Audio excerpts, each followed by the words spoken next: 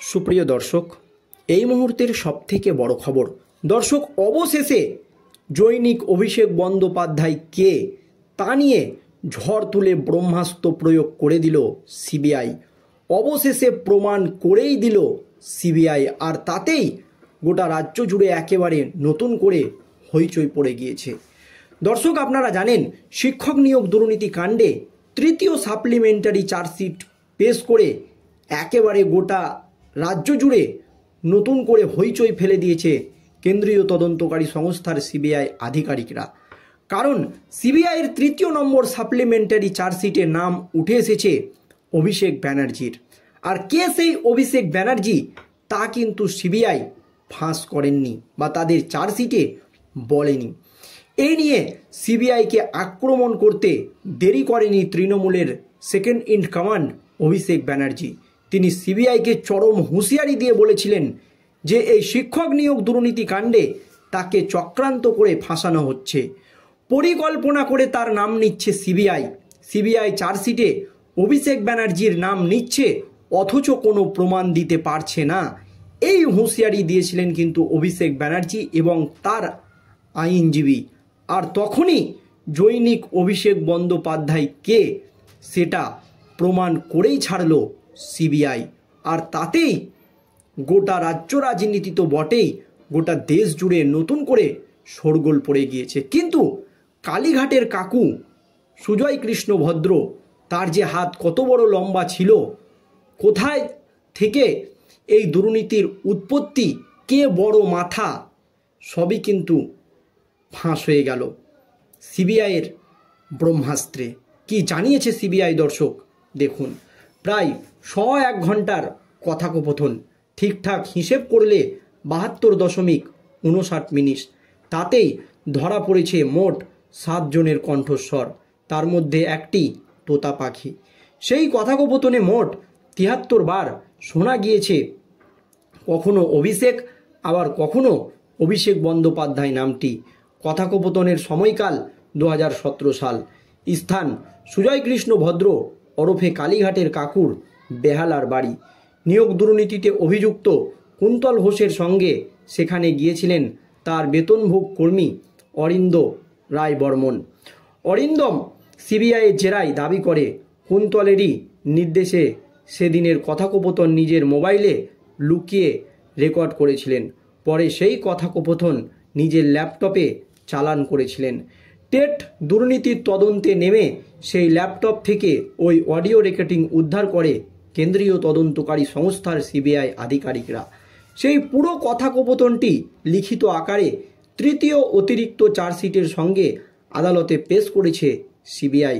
তার প্রতিলিপি আনন্দবাজার.com পেয়েছে, সঙ্গে ছবিও দেখানো হয়েছে। প্রসঙ্গত, সিবিআইয়ের কাছে সাক্ষাৎ দেওয়ার সময় অরবিন্দ দাবি করেছিল যে মোবাইলে তিনি ওই কথোপকথন রেকর্ড করেছিলেন পুরনো হয়ে যাওয়ার কারণে সেটি তিনি আর ব্যবহার করেন না, ফলে সেই মোবাইলটি উদ্ধার করা যায়নি। যদিও সেটিতে ওই কথোপকথন রেকর্ড করার প্রমাণ হিসাবে আইনের চোখে সেটির মূল্য অনেক বেশি, কিন্তু সিবিআইকে ল্যাপটপে প্রাপ্ত কথোপকথনের ওপরেই নির্ভর করতে হয়েছে। অরবিন্দের রেকর্ড করা কথোপকথন তার নিজের ছাড়াও বলা রয়েছে কুন্তল সুজয় কৃষ্ণের। উপস্থিত ছিলেন সুজয় কৃষ্ণের স্ত্রী শান্তনু বন্দ্যোপাধ্যায়, তৃণমূলের বহিষ্কৃত নেতা এবং এজেন্ট, এবং সুরজিৎ চন্দ্র এজেন্ট। মাঝে মধ্যে গলা শোনা যাচ্ছিল একটি তোতা পাখি। সুজয়ের স্ত্রীর নাম ধরে মাঝে মধ্যে ডেকে উঠছিল পাখিটি, তাও শোনা গিয়েছে রেকর্ডিংয়ে। প্রসঙ্গত, ওই কথোপকথনে অভিষেক বন্দ্যোপাধ্যায় নামটি আছে বলে সিবিআই তাদের চার্জশিটে উল্লেখ করে দিয়েছে। এবার সেই খবর প্রথমে জানিয়েছিল আনন্দবাজার.com। তারপরেই অভিষেকের আইনজীবী সঞ্জয় বসু বিবৃতি দিয়ে জানিয়েছিলেন সিবিআই রাজনৈতিক উদ্দেশ্য প্রণোদিতভাবে তার মক্কেলের ভাবমূর্তি নষ্ট করার মরিয়া চেষ্টা করছে। অভিষেক নিজেও নেতাজি ইন্ডোরে তৃণমূলের সাংগঠনিক সভা থেকে ওই বিষয়ে সিবিআইকে পাল্টা আক্রমণ করেছিলেন। ওই খবরের সূত্র ধরে তৃণমূলের সাংসদ বলেছিলেন, চার্জশিটে 2বার আমার নাম আছে কিন্তু কোনো পরিচয় নেই। সিবিআই ভাববাচ্চে কথা বলছে কেন? এই অভিষেক কে? কথোপকথনের শুরুতে সুজয় কৃষ্ণের মুখে শোনা গিয়েছিল অভিষেকের নাম।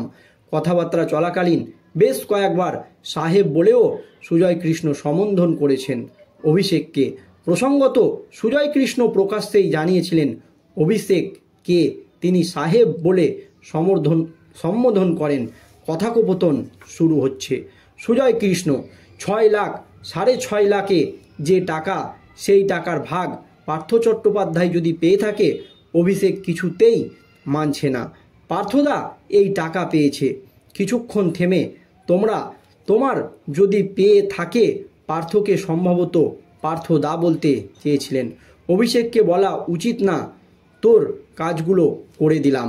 প্রসঙ্গত সিবিআইকে দেওয়া বয়ানে অরবিন্দ দাবি করেছে প্রাথমিকে শিক্ষকের চাকরি দেওয়ার পরিবর্তে শান্তনু কুন্তল যে ঘুষ প্রায় 6.5 লক্ষ টাকা করে নিতেন, তার একটা অংশ গিয়েছিল তৎকালীন শিক্ষামন্ত্রী পার্থ চট্টোপাধ্যায়ের কাছে। তা জানতে পেরেছিলেন অভিষেক। অরবিন্দের বক্তব্যে সুজয় কৃষ্ণ দাবি করেছিলেন পার্থর কাছে ওই টাকার একটা অংশ জানতে পেরে নিজেদের ভাগ দাবি করেছিলেন অভিষেক।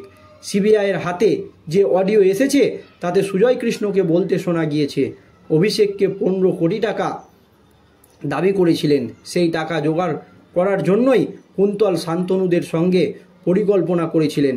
সুজয় কৃষ্ণ 250 জনের থেকে টাকা তুললে 15 কোটি টাকা জোগাড় করা যাবে বলে জানান সুজয় কৃষ্ণ। সুজয় কৃষ্ণ এবং বাকিদের কথোপকথনে 15 কোটি টাকা ছাড়াও একাধিক প্রসঙ্গে অভিষেকের নাম এসেছে। কখনো তিনি হুগলির চেয়ারম্যানকে সরিয়ে দেওয়ার কথা বলেছেন, কখনো সুজয় কৃষ্ণ তার সঙ্গে অভিষেকের পুরনো সম্পর্কের ব্যাখ্যা করেছেন। সুজয় কৃষ্ণের এক আত্মীয় বিপদে পড়লে বজবজের বেসরকারি স্কুলে অভিষেক ওই আত্মীয়র চাকরির বন্দোবস্ত করে দিয়েছিলেন বলেও দাবি করেছে সুজয়। প্রসঙ্গত বজবজে অভিষেকের লোকসভা কেন্দ্র ডায়মন্ড হারবারের অন্তর্গত। তবে কিছু ক্ষেত্রে সুজয় কৃষ্ণ অভিষেককে লুকিয়ে কাজ করেছে বলে জানিয়েছে ওই কথোপকথনে। অডিওটির মোট 23 পাতার সিবিআই কৃত প্রতিলিপি হাতে পেয়েছে আনন্দবাজার.com। প্রথম পাতায় 4 বার, তৃতীয় পাতায় 4 বার, চতুর্থ পাতায় 1 বার, ষষ্ঠ পাতায় 2 বার, সপ্তম পাতায় 3 বার, অষ্টম পাতায় 2 বার, নবম পাতায় 2 বার, দশম পাতায় প্রায় 15 বার অভিষেকের নাম রয়েছে। এছাড়াও 11 নম্বর পাতায় 6 বার, 12 নম্বর পাতায় 2 বার, 15 নম্বর পাতায় 3 বার, 16 নম্বর পাতায় 3 বার, 18 নম্বর পাতায় 8 বার, 20 নম্বর পাতায় 7 বার, 21 নম্বর পাতায় 10 বার এবং 22 নম্বর পাতায় 1 বার নাম এসেছে অভিষেক ব্যানার্জির। কথোপকথনে যেখানে যেখানে সুজয় কৃষ্ণের মুখে অভিষেকের নাম শোনা গিয়েছিল তার কিছু অংশ তুলে দেওয়া হলো। সুজয় কৃষ্ণ: কালীঘাট অফিসে ঢুকে অভিষেক বলল যে 15 কোটি টাকা দিয়ে দাও। আমি বললাম, স্যার টাকা কেউ দেবে না। 2 বার করে কি টাকা দেবে?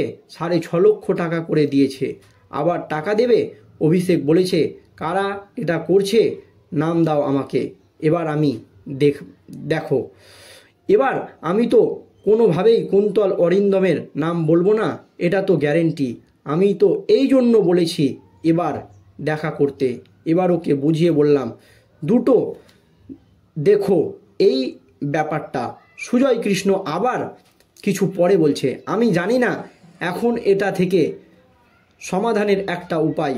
অভিষেকের রাফালি 15 কোটিতে খুশি, শান্তনু অভিষেককে 15 কোটিতেই খুশি। এখন 250 লোক করলে 15 কোটি পেয়ে যাব। ঠান্ডা মাথায় মন দিয়ে বলো, আমি 250 লোক করলে 15 কোটি পেয়ে যাব। শুধু মানিক ভট্টাচার্য কাজটা করবে। মানিক ভট্টাচার্য জানবে পার্থ চ্যাটার্জির মুখে সেলোটেপ মেরে দেবে। অভিষেক ব্যানার্জির জানার স্কোপ 0, সুযোগ 0। আমি গাড়ি পাঠাতাম এয়ারপোর্টে। অভিষেক 3 দিন কলকাতায় থাকলে 3 দিন ওর বাড়িতে গাড়ি লেগে থাকতো। ড্রাইভার তেল সহ ঠিক আছে। আমার শালির স্বামী মারা যেতে অভিষেক ফোন করে বলল, কালকে বায়োডেটাটা দিয়ে যাও।